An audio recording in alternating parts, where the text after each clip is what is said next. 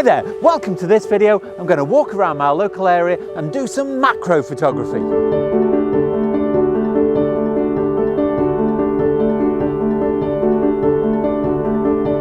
So what I want to do in this video is talk to you about macro photography. Now this is a really interesting part of photography because you get to see things you wouldn't normally see. When you use a macro lens, you get much closer to the subject and you pick out details that are not normally visible. Now it doesn't matter whether you live in the countryside like I do or whether you live in the town, there are lots and lots of interesting shots to be found. So hopefully I'll give you something different to think about and a different way to enjoy your photography.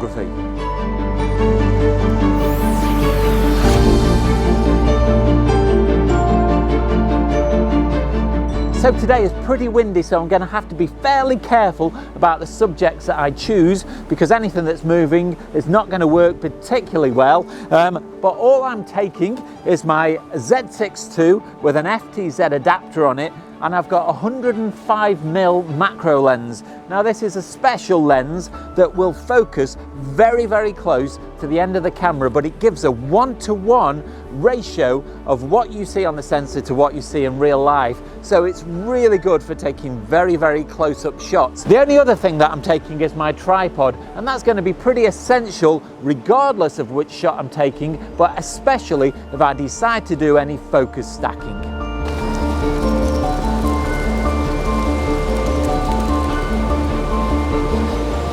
So what I've done is I've set off down the road and I'm keeping my eye out for anything that might prove interesting. So that could be some twigs, some leaves, bark on a tree, some stones. You never know what you might find. I might come across a building that has some interesting metalwork on it.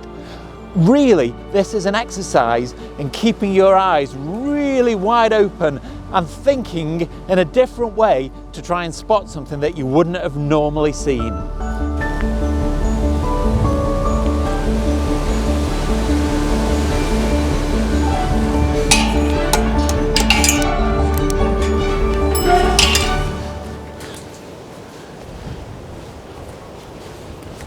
Just spotted some bracken here that's catching a little bit of sunlight that was quite interesting, but it's almost impossible to get a good shot. The only way I've managed to get something respectable is to turn up the ISO so I can get the shutter speed a little bit faster.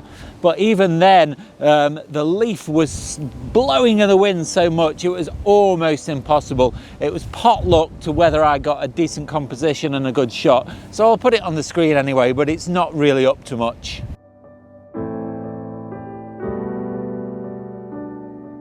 So I'm on the edge of a field next to a pond and I found some bulrushes that make for quite an interesting subject. Now the conditions are really challenging. It's so windy, I'm having to keep hold of both tripods, both the one with my camera on and the one that I'm filming from, just because I'm so worried that the wind is going to blow them over. But the sun is also causing some trouble because it's going in and out from behind the clouds. Now when it's out, it is actually helping because I've been able to get the shutter speed up really high with a little bit of extra ISO as well. I'm up to about 3,000th of a second, and so that's reducing all the movement that the wind is producing. And if I waited for the moment where the wind died, the head of the bulrush became very still, and I've also set the aperture to as wide as it will go, so I've thrown the background really out of focus, and I think that is quite a decent shot.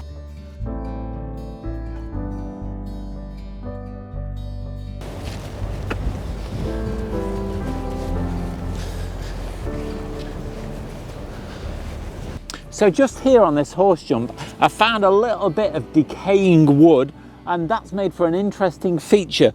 Now what I had to do, this is my first focus stack. So basically for a focus stack, what you do is you take a picture with everything out of focus, then you start to very, very gradually turn the focus ring, taking pictures as you go, so every part of the image is in focus in at least one of the pictures. Then when you get it back in the computer, you can combine those together to make one shot that is all completely in focus. Now, again, the wind is so strong, what I've had to do is I've had to splay the legs of the tripod that I'm filming on right out to make sure that it doesn't blow over. So this is a shot of how that looks.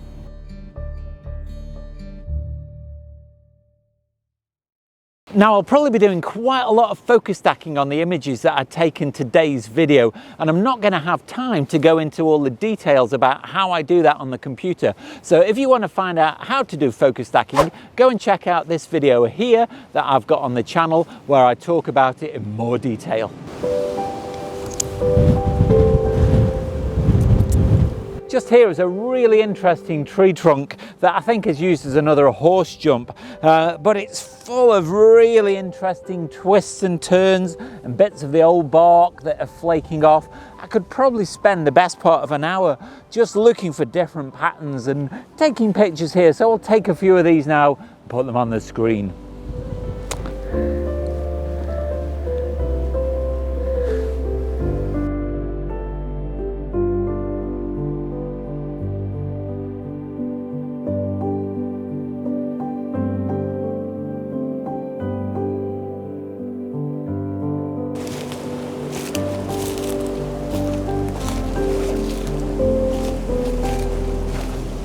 I've come into this patch of woodland to give me a little bit of shelter from the wind, so at least now I can leave my tripod standing without fear of them blowing over. But I've just set up this shot here of this interesting knot to try and do a focus stack, but the image kept moving about in the frame, and I was trying to work out what it was, and I checked the in-body stabilization, that was turned off, and the stabilization in the lens was turned off, and then I realized because the tree is so tall, the top of the tree is being blown by the wind, and even this really thick part of the trunk down here is moving ever so slightly in the wind, and so that one is going to be difficult to focus stack.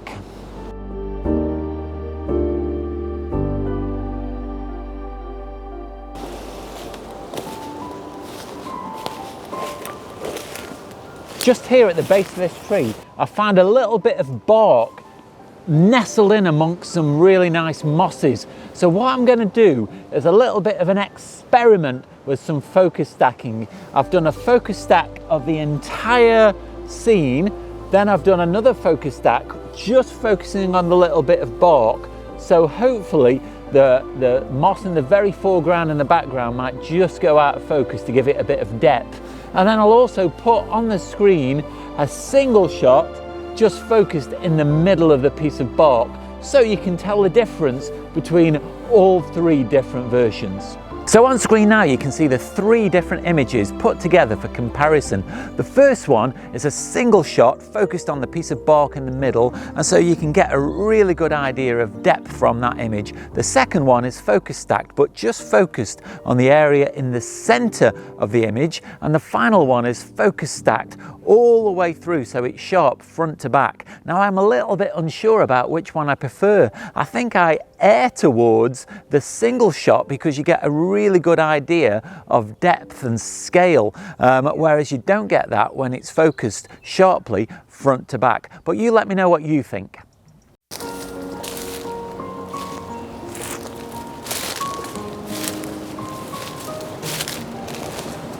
The tripod's been in all kinds of configurations today. It's been down low with the center column out horizontally. Now it's up to its full height so it can shoot down at this bit of moss that I found on the top of this tree trunk that I quite like because it fans out to make quite a pleasing shape.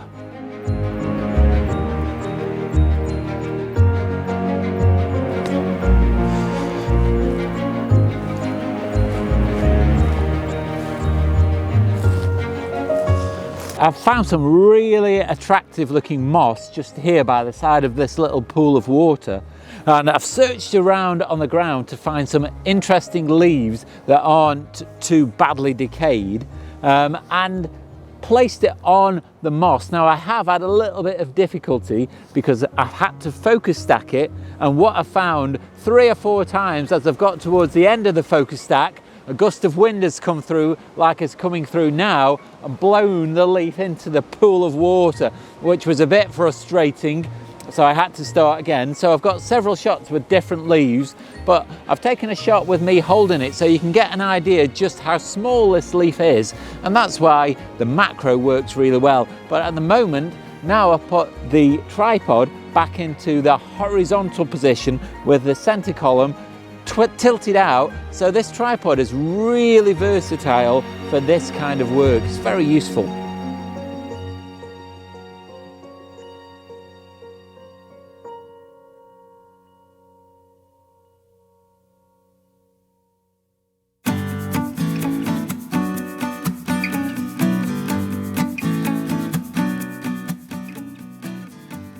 Now I could spend probably the next week wandering around this woodland taking macro photographs, but hopefully from what I've done this afternoon, I've given you a little bit of inspiration and maybe a few ideas to try to go out into your local area to try some macro photography. Now you don't need lots of really expensive kit.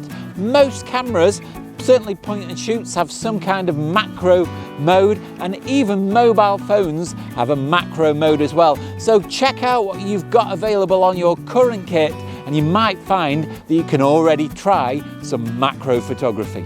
Now the images I've taken this afternoon might not be everybody's cup of tea, and they're certainly not going to win any competitions, but I've had a really good time and it's been really relaxing just walking about looking for interesting things in nature, and I've definitely enjoyed my photography.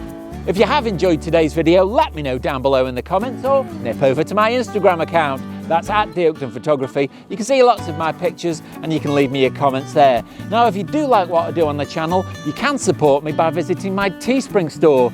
There's a link for that down below in the description. I've got a range of merchandise on offer, so go and check that out. But you don't have to spend any money at all to support the channel. You can do that simply by clicking like, subscribe and the bell notifications, because that way you stay up to date with all of my future releases and it really helps the channel out.